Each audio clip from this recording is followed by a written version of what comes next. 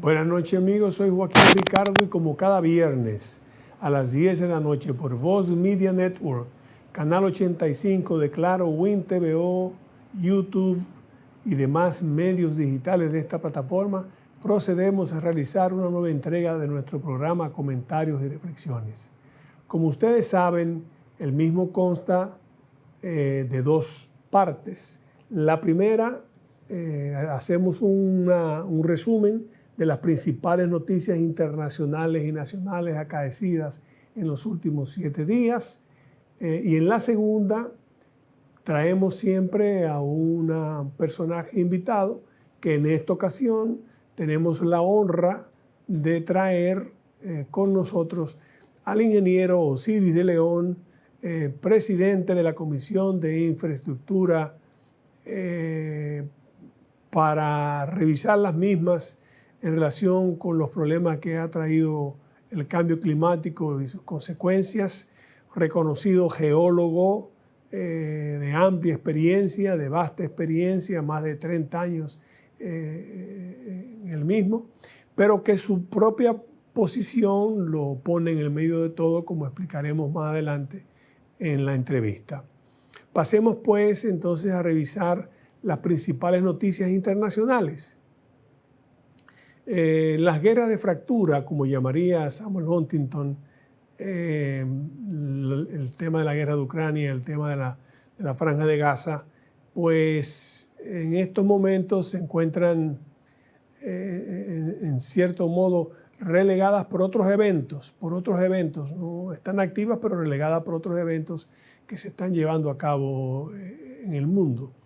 En los propios Estados Unidos hay un proceso interno de negociación con diferentes líderes mundiales en el tema de las tarifas comerciales, pero en los Emiratos Árabes Unidos está reunida, ya terminó en el día de hoy, en el día de ayer, terminó la cumbre mundial a la que asistió el presidente Abinader en representación de la República Dominicana, y en la que tuvo un papel preponderante, pues estaba ofreciendo el turismo, la seguridad económica, política, la estabilidad política que ofrece la República Dominicana y en cierto modo servir como de corredor, de punta de lanza para los países de Medio Oriente y lo que es el resto de América Latina. Estamos situados por una razón del destino, en el justo medio de la entrada a las Américas. Como decía Felipe II, Santo Domingo es puerta y llave de todas las Indias. Así somos y así fue a expresarlo el presidente Abinader en la cumbre mundial. En esa cumbre también que se celebra en los Emiratos Árabes Unidos, se decidió hacer una cumbre regional anual y que la República Dominicana sea la sede de la misma. En esto jugó un papel fundamental también el CAP, el Centro de Análisis de Políticas Públicas, que es una entidad fundada en el año 2007 por el hoy ministro Víctor Ito Bisonó, que había ya suscrito un convenio anterior en el año 2025 y ahora con el beneplácito de los respectivos gobiernos, pues se firmó un acuerdo que involucra a los gobiernos y la República Dominicana será este año, además de sede de la Cumbre de las Américas, también sede, porque es en el 2026, en este año, de esa cumbre regional que es una especie de cumbre por región que hará la cumbre mundial que se celebra en los Emiratos. En este caso, repito, la República Dominicana será la sede para América Latina. Un logro también importante para nuestro país y para el área. Al mismo tiempo también se estaba celebrando en Washington una reunión, una convocatoria de los Estados Unidos sobre minerales estratégicos, en la que también estuvo presente la República Dominicana, sin olvidar también algo importante, que es que en 2 días, mañana, porque este programa, aunque lo grabamos los jueves, sale los viernes. Mañana es viernes 6. El día 7 de febrero culmina el tiempo en que el Consejo Presidencial de Haití está activo. Después de ahí no sabríamos qué vendría. Sin embargo, la llegada de una serie de barcos fondeados cerca de la bahía de Puerto Príncipe, fondeados por ahí, por el área del Mar Caribe, nos lleva a nosotros a pensar que de alguna manera el hegemón continental está pensando mantener tal vez al actual presidente del Consejo por encima de lo que pueda sobrevenir ante el cumplimiento del plazo constitucional por el que fueron electos. En ese sentido, será interesante ver el desarrollo de los acontecimientos, y para República Dominicana es fundamental darle seguimiento y tratar de alguna manera de estar bien enterada, por no decir participar, porque no debemos participar en nada, pero debemos estar muy bien enterados de lo que va a acontecer, porque nos afecta de manera directa, de lo que pueda acontecer. Independientemente de que estén ahí también para ayudar en el combate contra las pandillas, y yo creo que, y el narcotráfico y otras cosas más, porque ya las pandillas no solo son parte del terrorismo internacional, en este caso situado en Haití, sino también que el narcotráfico ha invadido ese estado, desafortunadamente lo que queda de ese estado, porque ya ni siquiera es un estado, donde usted no controla su territorio, usted no puede hablar de un estado. Pero es importante darle seguimiento a esa situación que se presenta. Finalizo en el orden nacional, porque con la salida del jefe del Estado y una cantidad de ministros que están asistiendo a otras reuniones también importantes para el país, tal vez la noticia principal la constituye un anuncio de la Corporación del Acueducto y Alcantarillado de Santo Domingo que dio Felipe Suberví, de que prontamente va a entrar en funcionamiento el acueducto Barrera de Salinidad, el cual beneficiará a cerca de 2 millones de personas de Santo Domingo Este y Santo Domingo Norte con el servicio de agua potable, porque va a llevar una nueva cantidad de metros cúbicos que permitirá suplir de un servicio tan vital a esas áreas de Santo Domingo Norte y de Santo Domingo Este, que hace tiempo que no reciben agua potable. Con esto pues vamos al primer corte comercial para venir entonces a la entrevista con el ingeniero Osiris de León.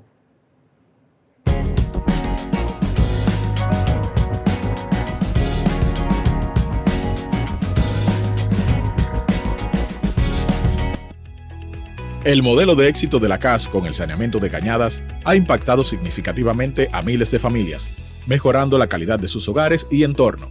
Estas obras han beneficiado de forma directa a más de 2 millones de habitantes. Kilómetros de desechos y aguas residuales a cielo abierto ahora son verdaderos espacios de vida. Corporación del Acueducto y Alcantarillado de Santo Domingo, CAS.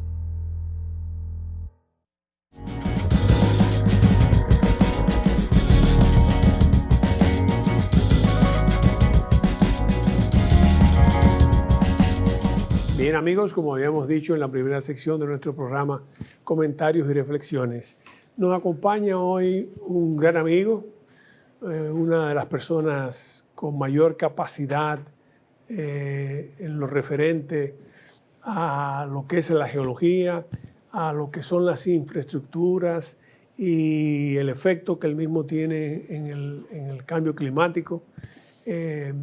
Una persona que por ser el coordinador de esa comisión de infraestructura para cuando hay temas climáticos, las lluvias, los vientos, los ciclones, las cosas que han aparecido, lo obliga en cierto modo a estar en el medio de todo, porque cuando se hace también obras de infraestructura de importancia, los estudios geológicos o los efectúa él, los supervisa él, o buscan su opinión, precisamente por su experiencia y por su capacidad.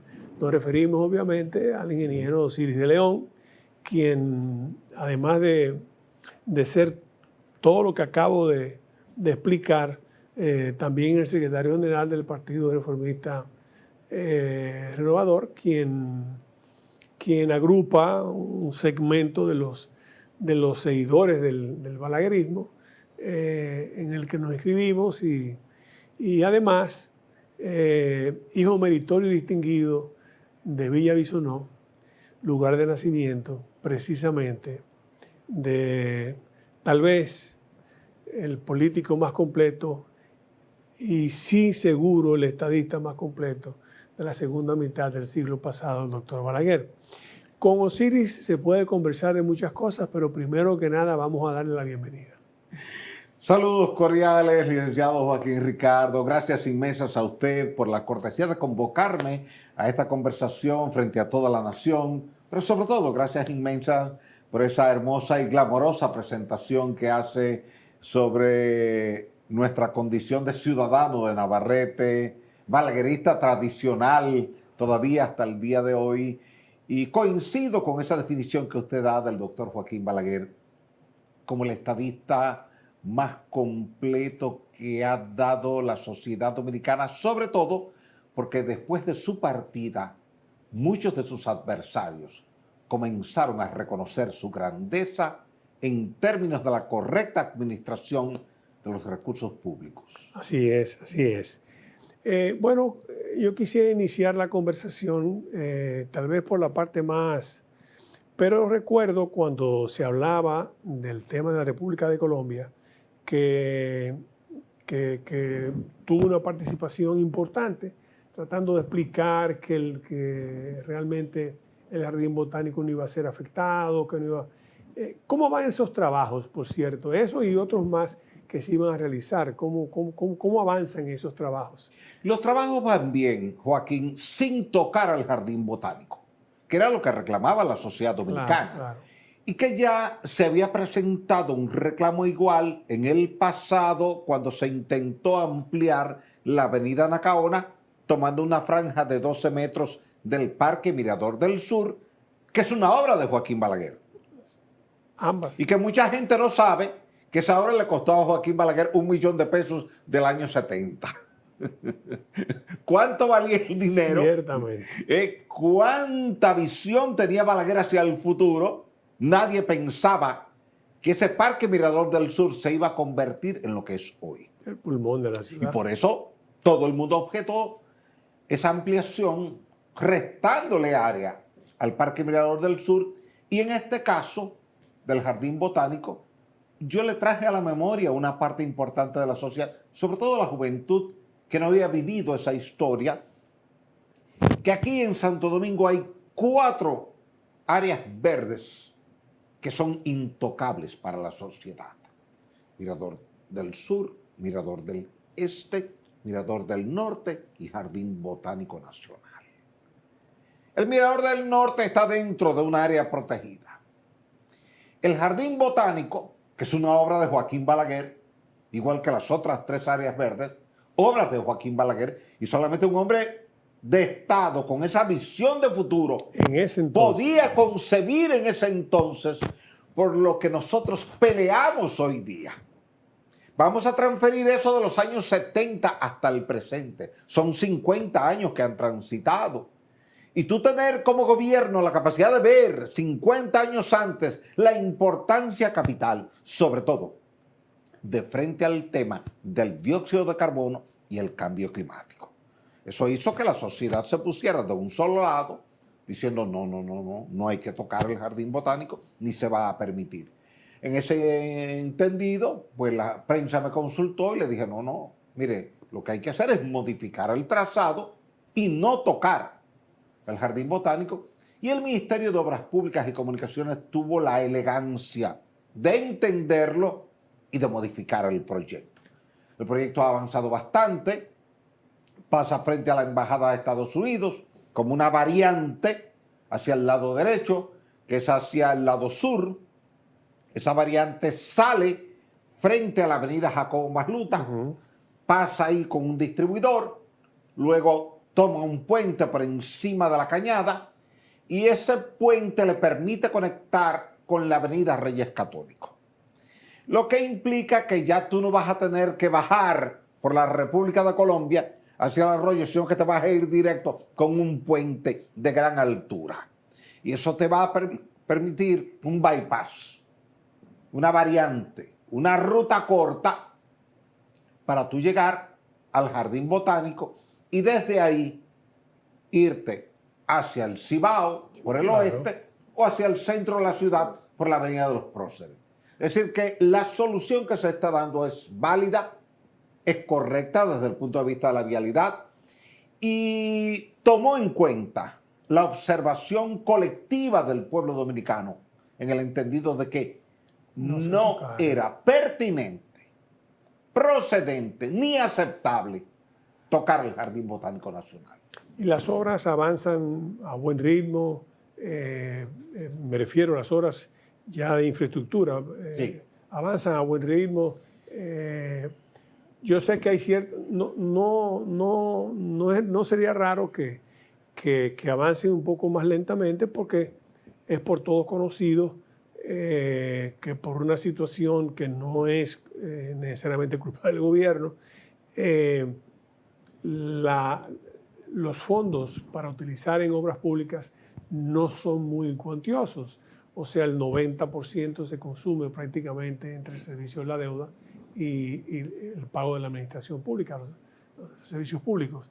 O sea que tampoco sería, pero me alegra porque la solución es la correcta por lo que acaba de explicar y realmente va a descongestionar un área que se ha convertido en un nudo gordiano todas las mañanas porque hay muchísimas, como digamos, hay muchas casas, muchos centros y muchos barrios, digamos, que están construidos alrededor de la República de Colombia. Que la gente piensa a veces, ¿verdad?, que es solamente, no ve o ve muy pocas cosas, pero hacia adentro hay urbanizaciones pequeñas que está lleno de urbanizaciones pequeñas, una detrás de otra, que realmente toda la mañana cuando sale su único medio para poder salir a la ciudad o a Santo Domingo Norte, si van por la vía de la Comaluta, es utilizando la República de Colombia. Efectivamente, tú has hecho una descripción exacta, muy precisa y muy clara para que la gente la entienda, porque ciertamente es una zona que está muy densificada desde el punto de vista habitacional, pero tiene una sola arteria de conexión vial y eso obliga a que todo el que va a entrar o salir en cualquier horario tenga que utilizar esa única arteria que no es una gran arteria. Es una arteria de tamaño intermedio a pequeño, en términos reales, comparado con las principales arterias que tenemos en Santo Domingo. Porque cuando se construyó la República de Colombia no había esa densidad habitacional hacia esa zona. Santo Domingo Norte creció mucho, se construyó la avenida Jacobo Masluta. Mucha gente que viene de Villamella toma la Jacobo Masluta como un bypass para no tomar Máximo Gómez y conecta por ahí con la zona de la Universidad Tintec, con el Ministerio de Agricultura, con toda la zona del Caribe, donde estaba Teleantilla, que ahora está la Dirección de Pasaporte, y entonces ahí hay un gran movimiento vehicular cada día y eso se densifica, se entapona, es un cuello de botella. Y esta solución va a funcionar. Lo que tú explicas del tema de la disponibilidad presupuestaria es válido, es conocido, la gente sabe que la mayor parte de la disponibilidad presupuestaria gubernamental en el presente, no del gobierno, sino del país, se consume en el servicio de la nómina y en el servicio de la deuda. Y te queda poco recurso para tú destinarlo a infraestructuras. Sin embargo, se consiguen a veces financiamientos para proyectos específicos o algunos fondos se especializan para obras determinadas, pero a veces aún teniendo tú una disponibilidad presupuestaria, tienes un cuello de botella que a veces la gente no lo toma en cuenta. Cuando se planifica la obra y te dice la obra va muy lento, es que hay una variable que no la controlas tú, Joaquín, ni la controlo yo. Ni la controla Obras Públicas, ni la controla el gobierno, que es la expropiación.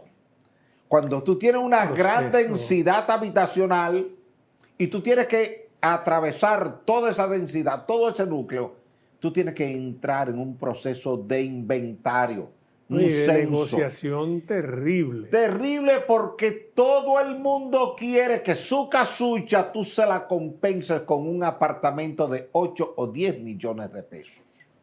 Y se tranca el juego, sobre todo porque hay actores externos a esa comunidad que asusan a la comunidad y le dicen no te trances por menos de un apartamento o por menos de 8 o 10 millones de pesos. Pero cuando tú vas y ves la vivienda, tú dices, pero aquí lo que yo veo son 4 postes de madera con 6 planchas de zinc y una encima. Pero aún así la persona te dice, hasta que a mí no me den lo que yo quiera, yo no me salgo de aquí. Porque entiende en ese momento que tiene una fuerte herramienta de negociación, porque dice, el gobierno tiene que pasar la obra por aquí y no va a dejar de hacer la obra.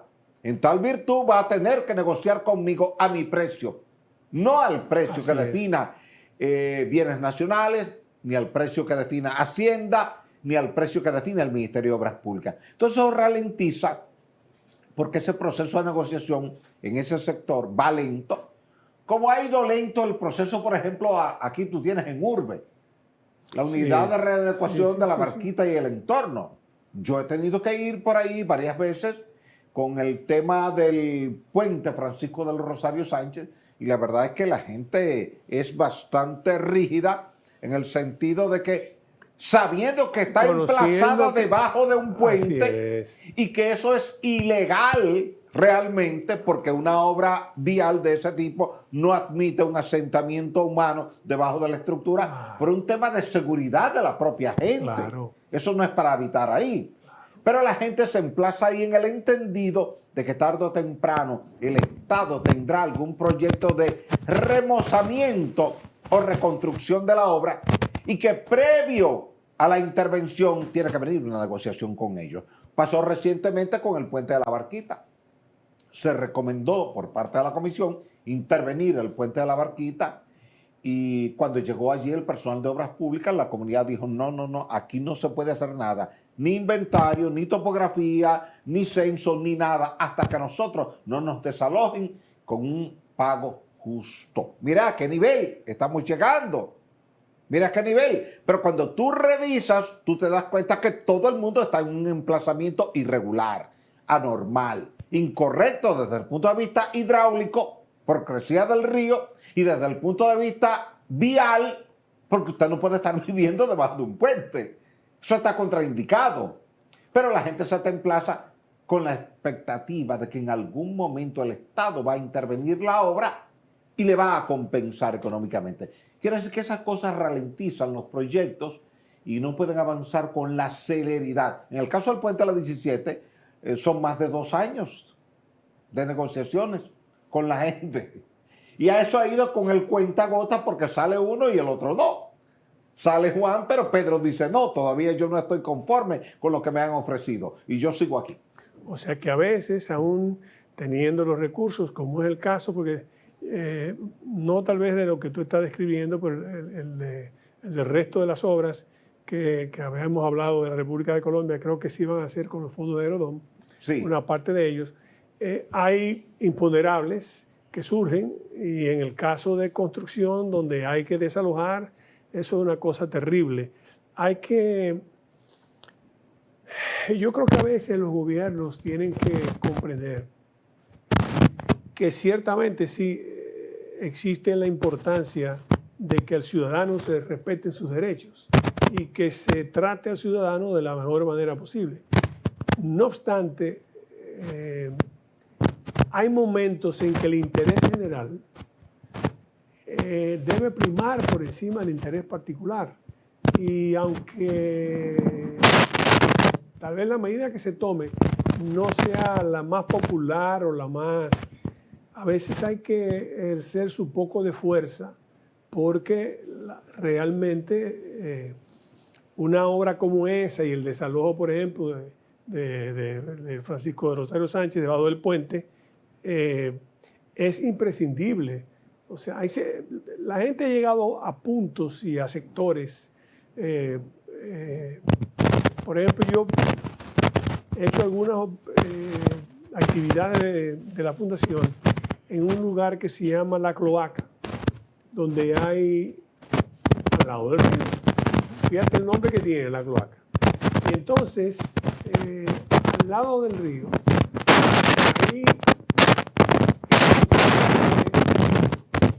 ahí tiene, vamos a hacer una pausa comercial para resolver un problema que hay con el tema del micrófono.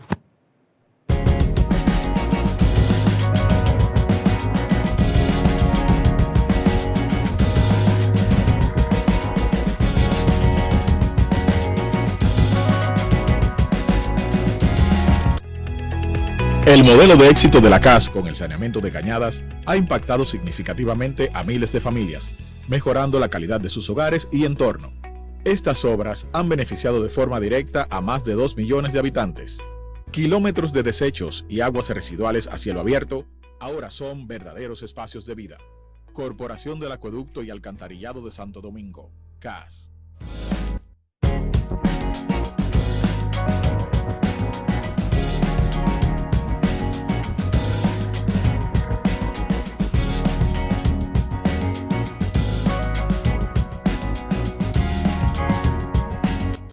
Amigos, después de resolver un problema técnico, continuamos la conversación. Le decíamos en ese momento al ingeniero Silvio León que el interés general tiene que estar por encima de lo particular y que a veces el Estado, aunque quiera respetar y tiene que hacer respetar, porque es lo que establece la Constitución, los derechos del ciudadano, también tiene en un momento dado que ejercer alguna parte de su músculo legal para poder complacer a la generalidad y no estar parado por un grupo de particulares que tienen su interés particular y no el interés general de la nación, que debe ser lo que prime.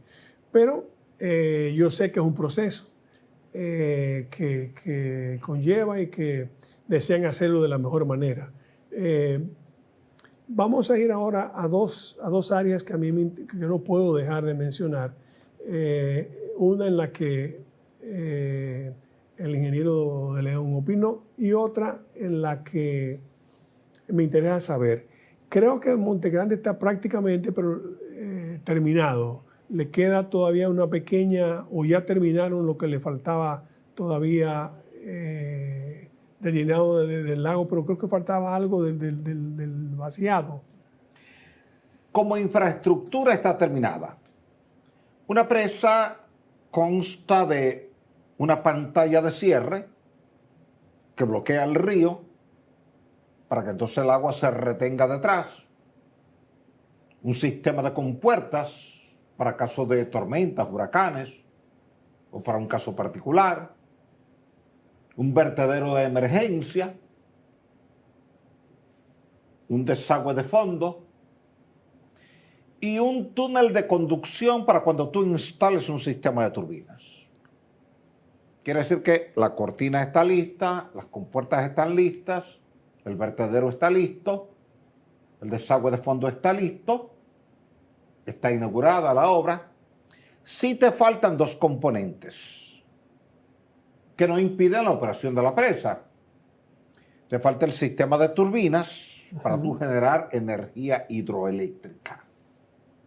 Se compran las turbinas, se instalan y se genera. Y te faltan los canales de riego. Porque en proyectos de este tipo, Montegrande es un contraembalse de Sabana Yegua y de Sabaneta. Sabana Yegua no tiene un contraembalse. No lo tiene. Eso quiere decir que cuando tú turbinas, el agua se va al mar. Y Sabaneta tampoco tiene un contraembalse. Cuando turbinas en Sabaneta, el agua se va al mar. Ahora no será así. Cuando tú turbines en Sabaneta, el agua se retiene en Monte Grande. Y cuando turbines en Sabana Yegua, el agua se retiene en Monte Grande. Eso te eficientiza el sistema. Es como aquel sistema de Balaguer, Higüey, Aguacate, Valdesia, Las Marías. Tú turbinas en Higüey y almacenas en Aguacate. Turbinas en Aguacate y almacenas en Valdesia. Turbinas en Valdesia y derivas a Las Marías. El sistema más completo es ese de Valdesia, Las Marías, Aguacate, Higüey. Y ahora, Palomino, Sabana Yegua, Sabaneta, Monte Grande. Tienes 4 en la cuenca del Nizao y 4 en la cuenca del río Yaca del Sur. Y eso es importante porque precisamente hacia el sur del país tú tienes menos pluviometría que hacia el norte. Así es. Y eso te obliga a que con el cambio climático, cada vez que tengas una tormenta, una vaguada, un huracán, y tienes una crecida a pico en esa cuenca, tú retienes la crecida a pico, la almacenas y la derivas para acueductos, canales de riego y para hidrogeneración. Por tanto, tienes eficientizado el sistema. Ahora bien, el tema de los canales siempre es una fase secundaria que se contrata aparte. El Estado nunca contrata la obra hidráulica y los canales al mismo tiempo. Claro. No. Primero contrata la obra, se construye la presa, ya tengo la presa. Ahora entonces salgo a diseñar los canales, presupuestar los canales y licitar los canales y comenzar esa fase. Por cierto, como es presidente, ¿se ha contemplado el sistema que tú puedes volver a turbinar el agua para producir el rebombeo? Es el nuevo modelo que está poniendo en práctica la empresa generadora hidroeléctrica dominicana con la asesoría de una empresa inglesa que ha sido contratada para esos fines en meses recientes. Entonces esa empresa está asesorando a EGEID de forma tal de que en la mayoría de los complejos hidroeléctricos podamos tener un rebombeo, que va a implicar que en horario de bajo costo de la energía, tú bombeas hacia atrás para darle mayor altura, mayor carga hidráulica, mayor TDH al agua y volver a turbinar en horario pico de alto costo de la energía. Y eso te permite producir más megavatios hora al año, pero además mayor rentabilidad porque es agua que tú turbinaste y que si no tienes un sistema de rebombeo se va a cuenca abajo, ahora tú la retienes en un contraembalse, la bombeas de nuevo a tu embalse primario, pero en el horario de bajo costo. Es decir, tú vas a manejar 2 precios de energía.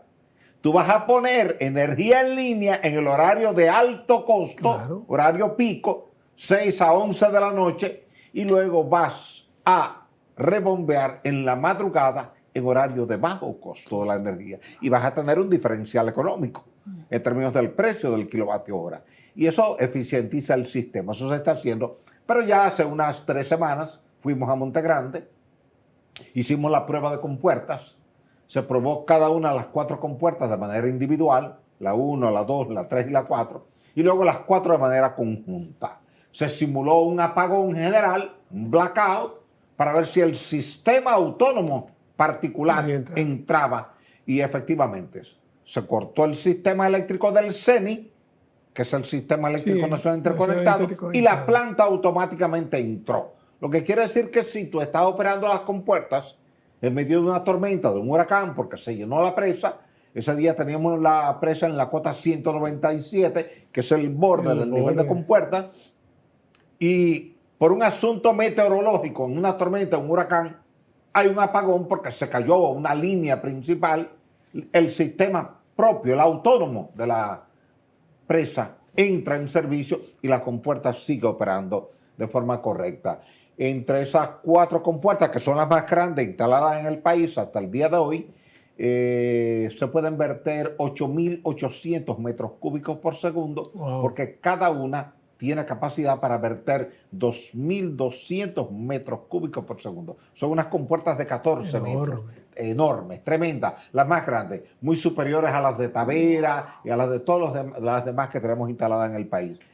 Compuertas de acero, muy buenas, y es una buena noticia para la gente del sur, sobre todo la región Enriquillo, porque tú sabes que Vicente Noble, Tamayo, Uvilla, Habanero, Pescadería, todas esas comunidades se inundaban cuando había una situación meteorológica extrema. Ya ahora no, porque ahora tú tienes capacidad de almacenar cerca de 1.000 millones de metros cúbicos de agua entre esas 4 presas que tú tienes: Palomino, Sabaneta, Monte Grande y Sabana Yegua.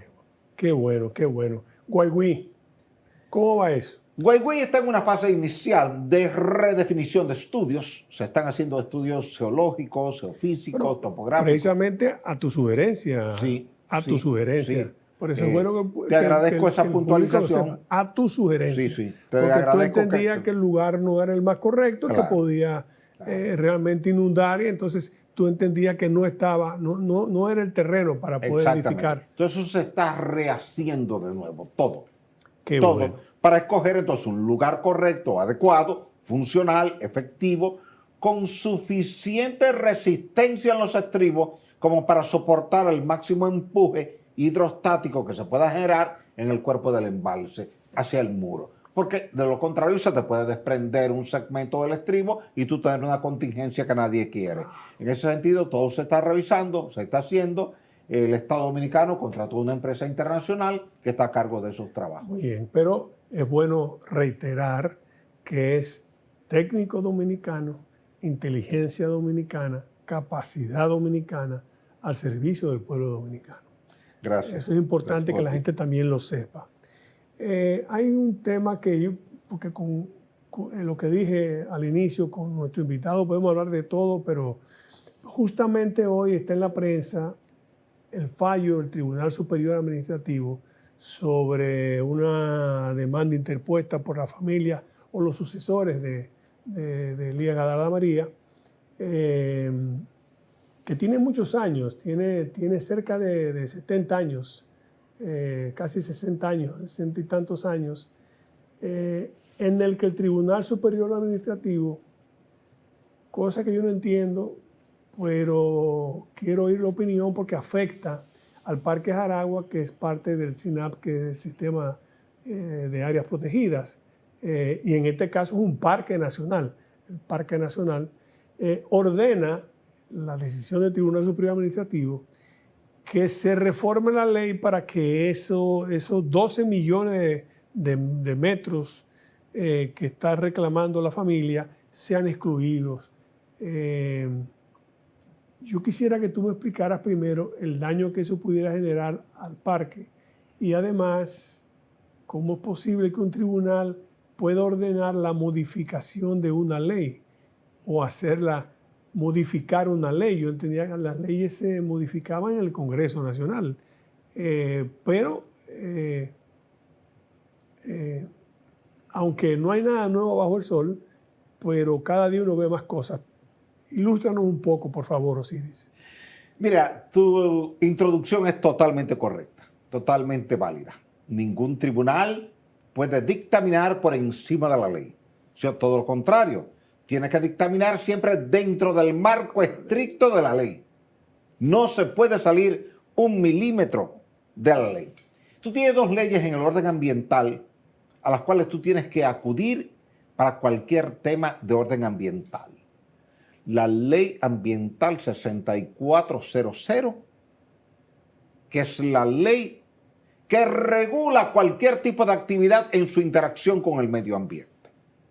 Y tienes una segunda ley, que es la Ley de Áreas Protegidas 20204. Por tanto, la Ley 6400, que es la Ley Ambiental Sombrilla General, y la Ley Sectorial de Áreas Protegidas que define el SINAP, Sistema Nacional de Áreas Protegidas, que es la ley 202 del 2004, no pueden ser modificadas a instancias de un tribunal. Nuestra Constitución es clara en el sentido de que cualquier proyecto de ley o modificación de una ley es potestad del Poder Legislativo, que es el primer poder del Estado. En tal virtud, si en algún momento la sociedad dominicana entiende, el Poder Legislativo entiende, o el Poder Ejecutivo entiende, que un área que forma parte del Sistema Nacional de Áreas Protegidas debe ser excluida, y hay razones de peso de interés nacional para que eso sea así, entonces eso tendría que entrar por la puerta principal del Congreso Nacional. No hay otra puerta por donde entrar. No existe. Es decir, ningún tribunal puede ordenar algo que choca con una ley. Ninguno. Ni en el tema ambiental, ni en ninguna otra ley. Ahora, si fuese el Tribunal Constitucional pudiera dictaminar que una ley es inconstitucional, claro, pero tiene que demostrarlo. Claro. En el caso de referencia, el interés particular de una persona, de una familia, de una empresa, no entra en la categoría de interés nacional. Cuando tú estás hablando de una presa, de una carretera, de una superautopista, tú estás hablando de cosas de interés de la nación. Claro. Y ahí se puede discutir. Vamos a asumir, por hacer un ejercicio simplemente, que tú descubres una de las más grandes minas de oro dentro de un parque nacional. Y que eso puede permitirle al Estado en 5 o 6 años pagar su deuda externa. Entonces el Estado, sumando legislativo, ejecutivo y judicial, se ponen de acuerdo con la sociedad, dice, bueno, entonces vamos a excluir esta zona del Parque Nacional porque la categoría de Parque Nacional es incompatible con una explotación minera. Dice, bueno, vamos a segregar un segmento. De hecho, por ejemplo, en el Parque Nacional del Este, que hoy se llama Parque Cotubaramá, se hizo una modificación, después de que Balaguer lo había declarado Parque Nacional en el 74, en el gobierno de Hipólito, en el periodo 2000-2004, los hoteleros convencieron de forma razonable que había una franja de playa que no tenía vocación ambiental ni valor ambiental, pero que sí tenía vocación y valor turístico. Entonces eso se analizó técnicamente, se vio que era válido, que era pertinente, y volvió a la ley al Congreso, se discutió, se llevó a vistas públicas y se promulgó una nueva ley modificándola y dejando libre, fuera del parque, una franja de playa, pero era en el entendido de que allí no había un valor ambiental a defender y que lo que el país buscaba, y lo ha ido logrando, era posicionar esa zona como uno de los principales polos turísticos regionales. Y cuando hablamos de regionales, hablamos de Centroamérica y el Caribe, no de la región este de República Dominicana.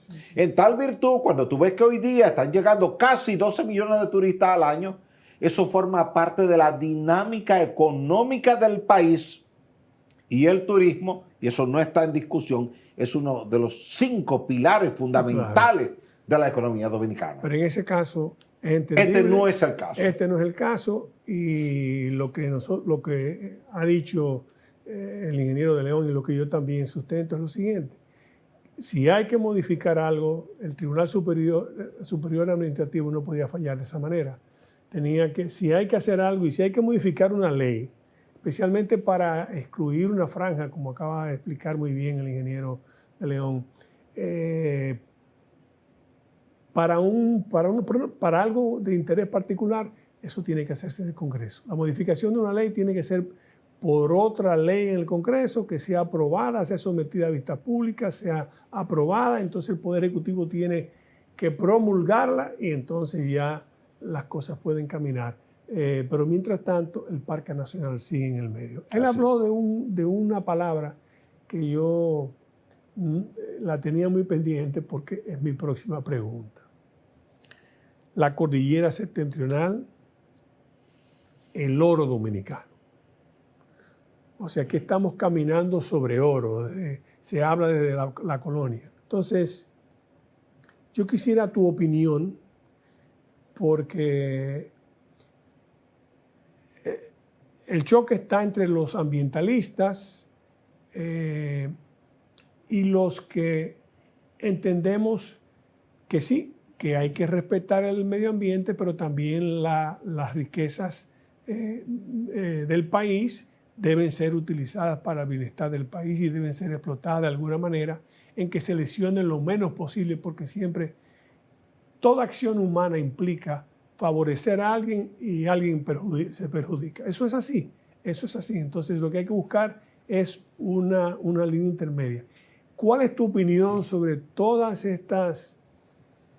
Oigo a veces personas que opinan, muchas sin calidades, o la mayoría, me perdonan, sin calidades, y yo quisiera oír de una persona que sí tiene calidad, demostrada, probada, comprobada, y que nos puede decir qué vamos a hacer con esas exploraciones y las futuras explotaciones que puedan venir.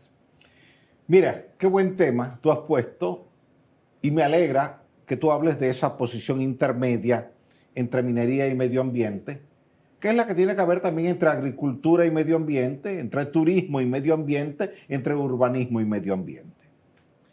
Yo conozco la cordillera septentrional completa, porque precisamente al salir de la universidad fui contratado por el gobierno para integrarme a un proyecto dominico-alemán que iba a comenzar 2 meses después, y el objetivo era cartografiar toda la cordillera septentrional, desde Montecristi hasta Nagua y desde el Valle del Cibao hasta la costa atlántica. 4.500 kilómetros cuadrados. Muestreamos los sedimentos de todos los ríos, de todos los arroyos, de todas las cañadas en la cordillera completa. Proyecto de 2 años.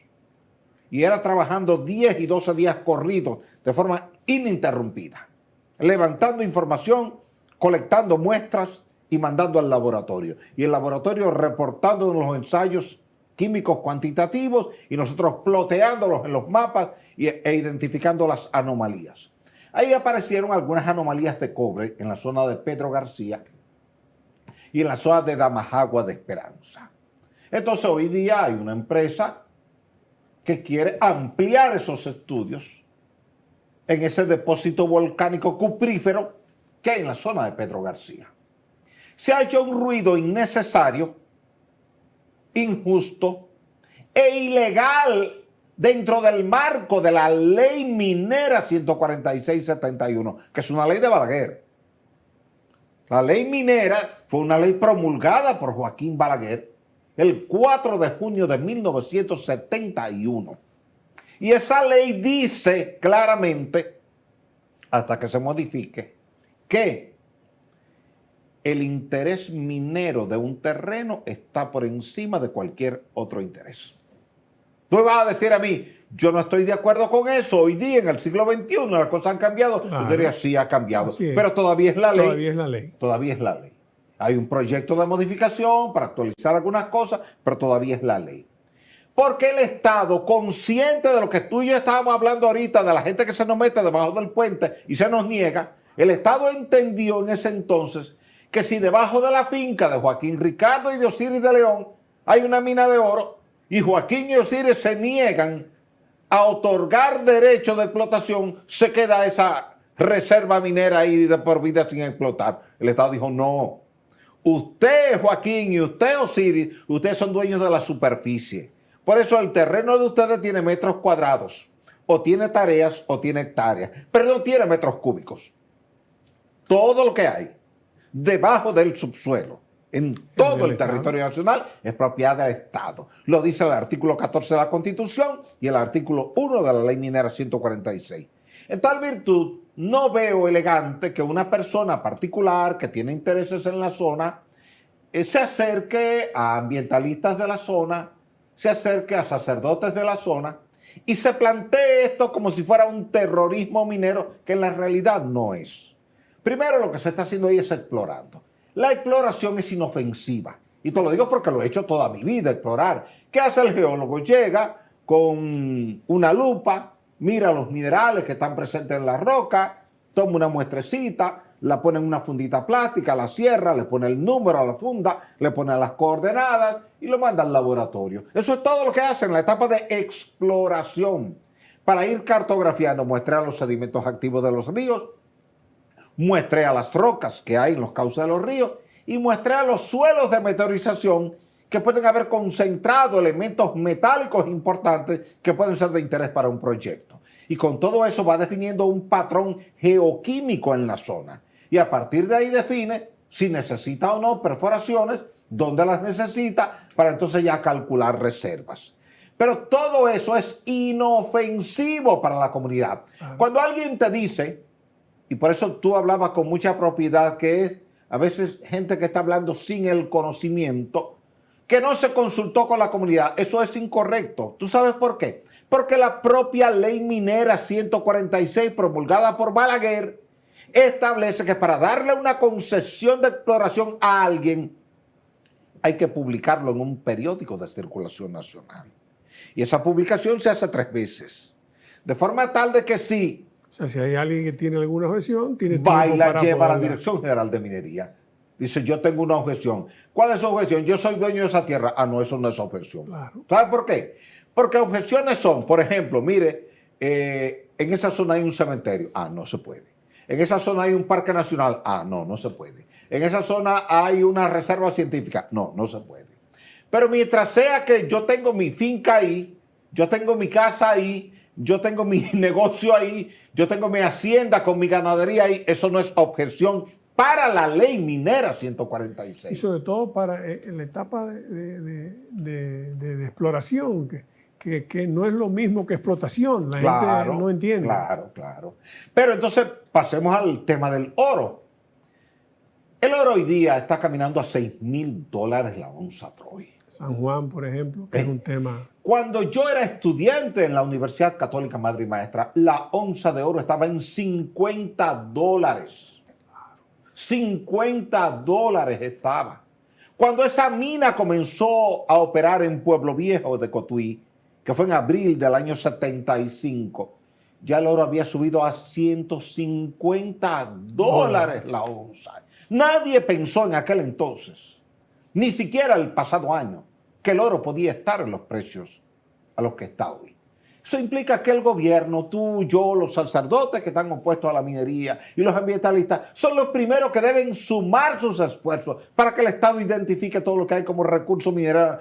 Porque si no se explota hoy, Joaquín, se va a explotar mañana. ¿No? Y si no en 20 años, y si no en 50, y si no en 100. No, importante solamente añadir a eso, que el oro, la tendencia es que siga subiendo, porque precisamente la incertidumbre mundial que hay, de un orden político y económico que no se acaba de definir, claro, y que cada día sigue siendo más oscuro, donde hemos regresado a la etapa de aranceles de hace siglos, o sea, que ya habíamos superado. Es importante que eso que tú acabas de decir, la gente lo entienda. No es que estamos en contra del medio ambiente, es que ambas cosas tienen que convivir para que sobreviva la República. Claro. Mira, te voy a poner un ejemplo sencillo que mucha gente no lo sabe.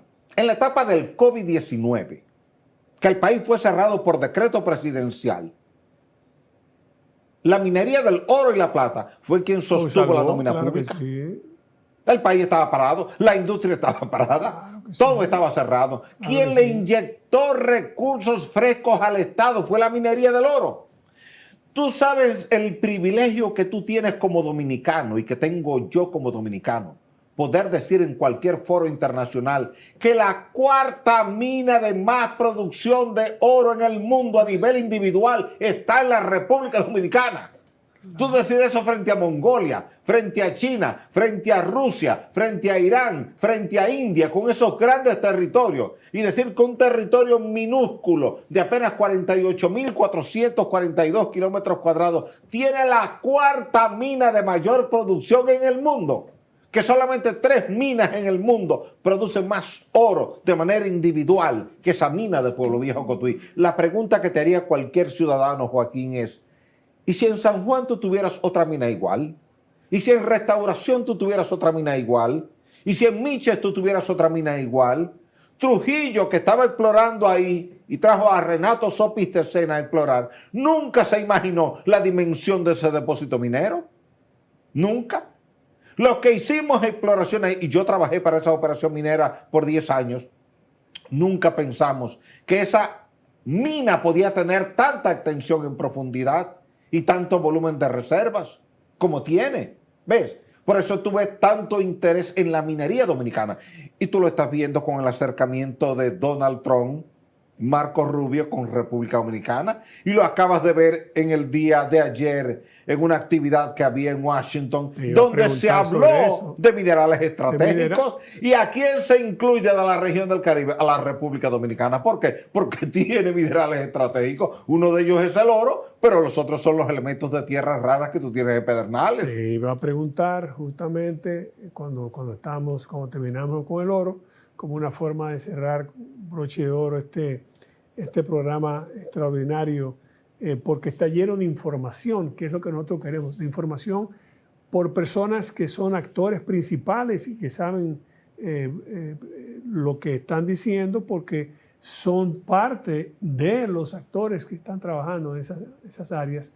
Ayer, mientras el presidente estaba también en una cumbre mundial en los Emiratos Árabes Unidos, en el que se decidió mediante un acuerdo firmado por el CAP, el Centro de Análisis de Políticas Públicas que preside Víctor Ito Bisonó, con la anuencia del gobierno dominicano, otorgarle al país la celebración, la sede, digamos, de la cumbre regional que se haría anualmente de la cumbre mundial de los Emiratos Árabes Unidos. Al mismo tiempo estábamos en Washington también, debidamente representados en una cumbre que se había convocado desde Washington para el tema de las tierras raras, los minerales estratégicos. Vamos a llamarle ¿Qué así. es lo que está direccionando la política global del mundo de hoy? Claro, por el tema de los microchips, de los microprocesadores. Definitivamente. Y aquí la materia prima que va a definir esa tecnología. Entonces, Estados Unidos y Washington específicamente está mirando permanentemente hacia República Dominicana por esa realidad. ¿Dónde hay aquí? Pedernales, Sí. Las Mercedes, Un el poco más arriba, Aceitillar, entonces. Puerto Escondido. Más arriba. Sí, arriba. La parte alta de la sierra, donde estuvo desde 1959 hasta 1982, Alcoa Exploration Company, que fue lo que derivó en el tema que tú pusiste ahorita del Parque Nacional Jaragua. Cuando Alcoa se retira, entrega su concesión y el Estado Dominicano decide convertir eso en 2 parques nacionales. Arriba el Parque Nacional Sierra de Bauruco y abajo el Parque Nacional Jaragua. Siempre se ha hablado de que después de la salida del Alcoa, de Pedernales, salían barcos con cargados de bauxita, tierra, sí, se vendió bauxita. Se vendió a Estados Unidos, se vendió a Canadá, se vendió a Surinam, se la vendió a diferentes países. Pero eran cantidades modestas, salvo los casos de China. A China se le vendieron varios embarques grandes, con unos barcos de 185.000 toneladas cada uno. Los que se vendían hacia Port Comfort en los tiempos de Alcoa eran de 15 y de 18.000 toneladas. Eran barcos muy pequeños, pero ya China eran barcos muy grandes. O sea que ahí también, como dice uno de nuestros, la República Dominicana tiene todo, ahí también tenemos parte de nuestro futuro. Sí. En esos minerales estratégicos que si unimos a la cadena de distribución a través de las zonas francas que se está trabajando el país. Cuando digo estamos, yo no tengo nada que ver por el país. Todos estamos porque somos dominicanos. Estamos trabajando para ver cómo en zonas francas también se instalan las las zonas industrias que pueden ayudar, las industrias que puedan ayudar con el tema de los microprocesadores, claro, que es la parte del futuro, y la inteligencia artificial. Teniendo que también oro y tiene que elementos de tierras raras, nosotros podemos ser líderes regionales. Que de hecho tal vez eso es parte de lo que nos lleva a hacerlo. No nos resta más que darle las gracias al ingeniero Osiris de León por su participación en este programa, por haber tenido la gentileza de acudir a él y darnos la información que siempre esperamos llevar a nuestros oyentes. No nos interesa más que informar, mantener a la ciudadanía, a las personas que nos distinguen con su audiencia, debidamente informados, y creo que este programa ha cumplido a cabalidad con lo que persigue nuestro programa Comentarios y Reflexiones. Así que será, amigos, hasta una próxima entrega de Comentarios y Reflexiones. Gracias de nuevo al ingeniero Osiris de León. Gracias.